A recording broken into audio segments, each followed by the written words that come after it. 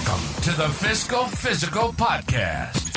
Join us each week as we sit down with the founder of Alchemy Wealth Management and author of Your Fiscal Physical, Ryan Nelson. Tune in to gain valuable insights and practical tips as we simplify complex financial concepts into digestible lessons. From budgeting to retirement planning, this podcast is your go-to resource for mastering financial literacy. Welcome, everybody, to this week's episode of the Fiscal Physical Podcast. I am Aaron Hoisington. I am here with Ryan Nelson, the brains behind this operation here at the Fiscal Physical Podcast, and also a published author. Ryan, what do you have to say for yourself today, my man? Not much. Excited to be here. What about you? Yeah, that's awesome. That's as good of a reaction as I could have anticipated there for sure. But no, I'm feeling good today, man. I feel like we're doing some good things with this podcast. I'm really pleased with where it's come from and everything that I've learned specifically. So if you guys want to get in on this as well, please email us at podcast@alchemywealth.com, and we'd love to take any of your questions, even if we've already covered them on previous episodes too. We'd like to see maybe we didn't break it down as well as we want, or if somebody has a follow-up question, absolutely viable. We'd love to take them for sure. So, but today we've actually touched on this a few episodes. I think it was a few episodes ago on. We're going to talk about tax savings. We're going to hopefully simplify them with deductions versus credits. So tax deductions versus tax credits, and that's all I know about that, Ryan. I just know the title of the episode, so I'm hoping you can help me out here. Actually, I do know a little bit, but I'm going to let you talk. Cool, let's do it. Tax deductions versus tax credits. I feel like it's something that probably everybody has heard about. Less people have probably actually understand exactly what it is or how it affects them. Mm-hmm. And so one thing I'll say is, we're going to way oversimplify the U.S. tax system for this episode, because I don't want to focus the episode on the tax system. I want to focus it on deductions versus credits. And so I will say, if you're interested in how the tax system works, you can go back and listen to podcast 18. That kind of goes through how the progressive tax system works. And then 19 talks about long-term capital gains. We got a couple episodes there right around there that's taxes. But 18 would be the how the progressive tax system works. But so for today, we're going to, again, oversimplify our tax system. And we're just going to pretend like there's a flat 20% tax. Cool. I like that. Yeah, I think so. That's best to do. We know that's not accurate. That's not the way our tax system works. But again, I mentioned this in my book as well, is there's a reason why the tax system works one way. A lot of resources you see sort of oversimplifies taxes, and there's a reason why. Like it can be a useful tool like today to help really hone in and discuss a topic that's tax adjacent, where we don't want to get lost in the weeds, right? Right, definitely. And I think that's a really good call out there for sure, because I tell people, and I tell people just in life or in general, like, maybe don't understand all the fine details, but the broad concept of what you're looking to do. And a lot of times that comes with simplification for certain things, and be like, hey, this is, but like, keep your eye on the prize to like, don't get derailed by like, oh, actually, it's actually 12%. And it's like, okay, but for this, we're going to do 20%. I like it. Yep. Perfect. So let's look at an example. So let's say somebody earns $100,000 a year. We just said they're going to pay a 20% just flat tax here, right? Okay. So if you earn $100,000 a year, you pay 20% in taxes. How many dollars of taxes are you paying? $20,000. There you go. Look at that. Yeah, look at that. Look at that. Spot. What'd this take me? Episode 59 to do that? All right, good for me. Okay, so somebody earns $100,000, they pay 20% in taxes, so they pay $20,000 in taxes. So now let's look at this scenario where somebody gets a $5,000 tax credit and somebody gets a $5,000 tax deduction. What are the difference? So let's start with tax deduction. So this $100,000 person paying 20% tax, they got no deductions, no credits, nothing. They paid $20,000 in taxes. Now let's assume they got a $5,000 deduction. What that's doing is effectively reducing their taxable income. So instead of paying taxes on $100,000 of taxable income, they're now going to pay taxes on what's effectively $95,000 of taxable income. So they're paying a 20% tax on $95,000. You want to take a stab at that one? Yes, I would. $18,500. $19,000. Oh, come on. Close. Yep. So what they effectively would have saved was the 20% tax on the $5,000. The $5,000 deduction they ordinarily would have had to pay taxes on. Now and it's a 20% rate. Mm-hmm. Now they don't have to pay it. So 20% of $5,000 is $1,000 in tax deductions they just witnessed. So they go from paying $20,000 down to $19,000 with a $5,000 tax deduction. So pretty sweet benefit. If you got a $5,000 tax deduction, means you get $1,000 basically back in your pocket. Or if you had already paid $20,000 into the tax system, then the IRS is going to give you a $1,000 tax return because you actually only owed $19,000 and you had paid $20,000 in throughout the year. So that's one of the ways you could potentially be getting a tax refund at the end of the year, basically if you've paid too much into taxes. So that's how a deduction works. So it reduces your taxable income by that amount. So in this case, $5,000. So you saved the 20% on the $5,000 that was deducted. A tax credit is just a dollar for dollar reduction in your taxes. So if you earned $100,000 at a 20% tax rate, again, you would have owed $20,000 in taxes. If you get a $5,000 tax credit, you now only owe $15,000 in taxes. So the difference there, taking the same person, the $5,000 tax deduction resulted in $1,000 less in taxes. Mm-hmm. The $5,000 tax credit resulted in $5,000 less in taxes. Right. So you can see there the credit is more powerful. You're getting a one-to-one relationship.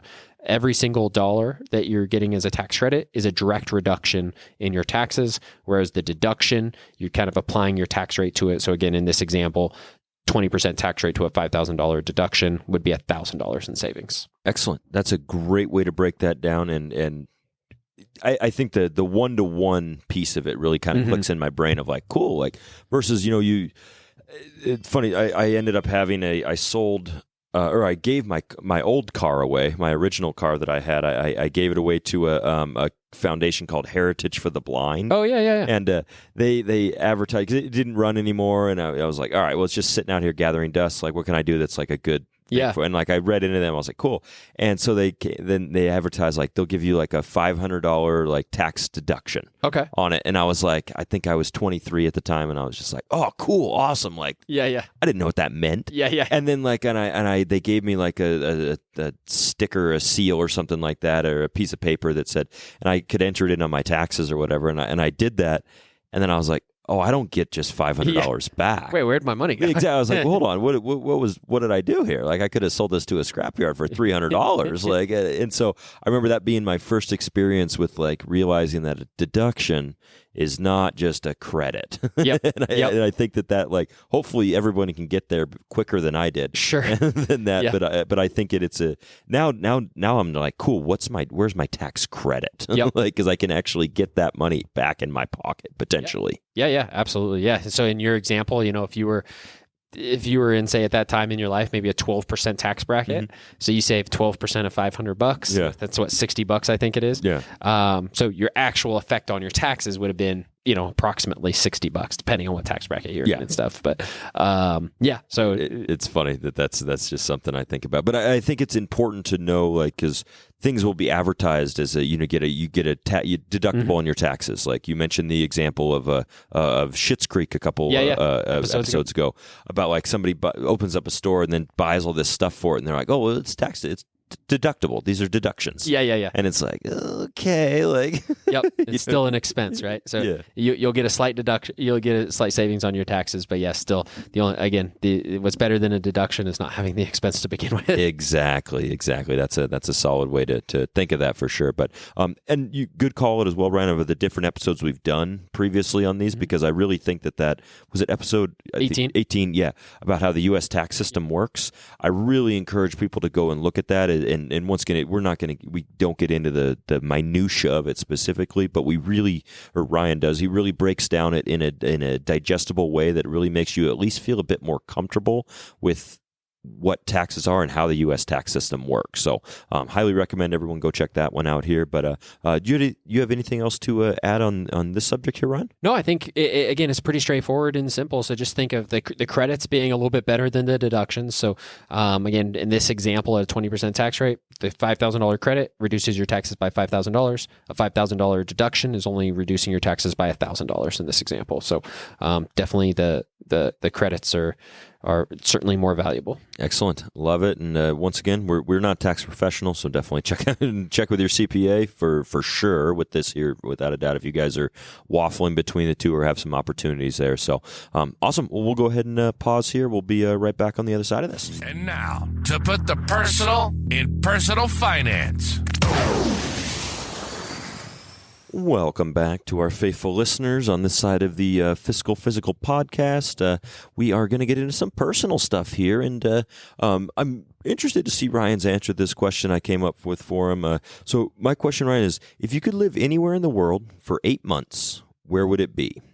Yeah, I think what's that saying? Like, put your money where your mouth is. Yes. Or put your money where your mouth is. I mean, I guess the honest answer to this question is like Reno, Nevada, right? I've been living here for more than 8 months, and very logical. Yeah, I suppose if I wanted to live somewhere else, I would do that. But that's probably not the answer you're looking for. So, I think it would be cool to go to live in Green Bay for a football season. I think that'd be a cool experience. See every home game and just kind of the atmosphere around that area. Obviously, I'm a Packers fan, so see the atmosphere during, like, from the beginning of the season through the end of the season, all the way up through February and the Super Bowl. So I think that'd be a fun, like, one-off. If you were just doing this like one time, like, that'd be a cool experience for 8 months and sort of really immerse yourself in that culture. So yeah, that'd be a fun thing. Clearly, I think the answer most people would go with also applies to me, is somewhere warm, right? Definitely. Like somewhere with awesome weather. So we've talked in previous episodes, like San Diego having fantastic weather, but man, there's the Caribbeans, right? There's places all over really the world that just have phenomenal weather. So I think any of those would be fun. There's certainly lots of places I still want to travel to and see. Right. Like I really want to see Greece. I really want to see Greenland. Like, there's lots of places I'd want to see. I don't know that I'd want to commit to going there for 8 months without having previously seen them. Right. I'd say probably clearly Reno. I enjoy it here, and I really do like it here. But Green Bay would be fun for a football season, and other than that, just somewhere with which is the opposite of Green Bay, but somewhere with beautiful weather. You can't combine two of those. Somewhere with beautiful weather would be fun. What about you? Where would you want to stay? I think I didn't even think about that first answer of like Reno, because we're still here. So obviously that's the logical answer. If we didn't like it, we wouldn't be here. But I think that you hit on it, is someplace with warm weather I think would be nice. And I think someplace I'd like to go somewhere for myself, go somewhere in Europe. Yeah. The one that comes to mind is Italy, just because I've never been there, but I've really wanted to go there. And plus, when you're in Europe specifically, so I've been told, it's easy to get around to different places. Sure. And so be able to spend that 8 months, not only just spend a good chunk of time in Italy, traveling around there, but also to other countries. Right. Be close to the Mediterranean Sea. Hopefully have some good climate, see some things. And 8 months, I feel like, is a unique amount of time to where you can really become like a pro at certain things of traveling around and figuring out systems. And so I think something like that. I mean, I could honestly do that in, if I went to Asia or something like that too. But I think that Europe, for whatever reason, has that like draw of, I think I could fill that 8 months with a lot of activities that I think I'd really want to do in my life. Yeah, it'd be definitely cool. It gives you enough to kind of become a local, so to speak. I think it would also, I suppose, depend on if I'm still working or not working. Right. Absolutely. While you're working, you're largely working, preparing for the next day of work. Yeah. Exactly. Yep. Making dinner, eating dinner, going to sleep, waking up. Right. It would also be, I think, a different experience, whether or not you're retired or currently employed. Great call out for sure, because in my mind, I have all the money in the world. So I'm doing this. I'm living first class, if you will. So that would be kind of cool. So awesome. Well, appreciate you sharing. You hit the super mega millions or whatever. Yeah, I'm $1.125 billion richer. But nice. I think I sent something to our group chat, or one of the group chats I'm in, that was like, hey, if I hit this lottery, like, I'm not going to tell anybody, but there's going to be signs. Yeah. And there's just like me diving into a big pile of money. Like, hey, we're going over to Aaron's house. Funny. Like, oh, wow, has a spaceship, like kind of thing. They're just wow, he bought a boat. Did you hit the lottery? No, I just bought a boat that looks like a hot dog, like just because I wanted to. So, but excellent. Well, I appreciate everyone checking us out today, listening in. These podcasts drop every week on Tuesdays, so set your alerts and check us out. We really appreciate the following. And Ryan, I'll leave it to you to play us out here. As always, stay the course. Thank you for joining us for the Fiscal Physical Podcast. Until next time, happy listening. And as always, stay the course. If you have a question or topic suggestions, please email us at podcast@alchemywealth.com. If you enjoyed today's discussion, subscribe to the podcast to ensure you never miss an episode. And consider leaving us a rating and review on your favorite platform. This helps other listeners like you find the show. For more resources, you can visit Alchemy Wealth Management's website at www.alchemywealth.com or find your Fiscal Physical, the book, on Amazon. We'd be remiss if we didn't mention that personal finance is just that, personal. Please don't take anything we say as advice. The preceding content is for informational and entertainment purposes only. It's not an offer or a solicitation, nor should it be construed or relied upon for tax, legal, or investment advice. It doesn't consider your personal financial situation or objectives and may not be suitable for you.